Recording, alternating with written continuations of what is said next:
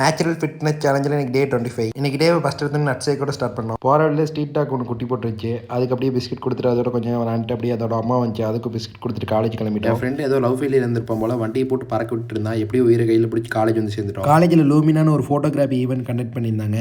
அதெல்லாம் போய் சுற்றி பார்த்துட்டோம். நெக்ஸ்ட் என்ன பிளான் கேட்டிங்கன்னா சாப்பிட்றது தான் லஞ்ச் டைம் வந்துச்சு. அதுக்கப்புறம் போய் ஒரு இடத்துல போய் சாப்பிட்டு வந்துட்டோம். இன்றைக்கி ஒரு குட் நியூஸ் மக்களே, நம்ம சேலஞ்ச் ஸ்டார்ட் பண்ணும்போது 56 இருந்தோம். இப்போ 59 வந்துட்டோம். 3 kg இன்க்ரீஸ் ஆகிருக்கும்.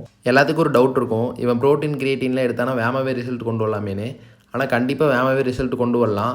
இருந்தாலும் எனக்கு வந்து ப்ரோட்டீன் கிரியேட்டின் மேலாம் அந்தளவுக்கு இன்ட்ரெஸ்ட் இல்லை. எனக்கு வந்து நேச்சுரலாகவே கொண்டு வரணுன்னு தான் ஒரு ஆசை. அதுவும் இல்லாமல் உங்களுக்கும் உண்மையாக இருக்கணும் தான் என்னோடய ஆசையே.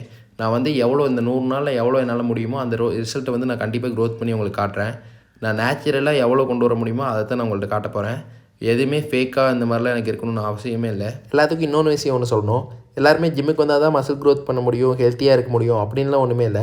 நீங்கள் வீட்டிலேருந்தே ஒர்க் அவுட் பண்ணிக்கிட்டு வேர்வை சிந்துற அளவுக்கு ஒர்க் அவுட் பண்ணிட்டு நல்லா ஹெல்த்தி ஃபுட் எடுத்துகிட்டு நல்லா தூங்குனீங்கவே உங்களால் மசில் க்ரோத்தும் பண்ண முடியும், ஹெல்த்தியாகவும் இருக்க முடியும். அதெல்லாம் கடைப்பிடிங்க. வீட்டுக்கு வந்தாலும் சிக்கனை போட்டு வதக்கி அப்படியே சாப்பாட்டில் போட்டு சாப்பிட்டாச்சு மக்களே. பாய்.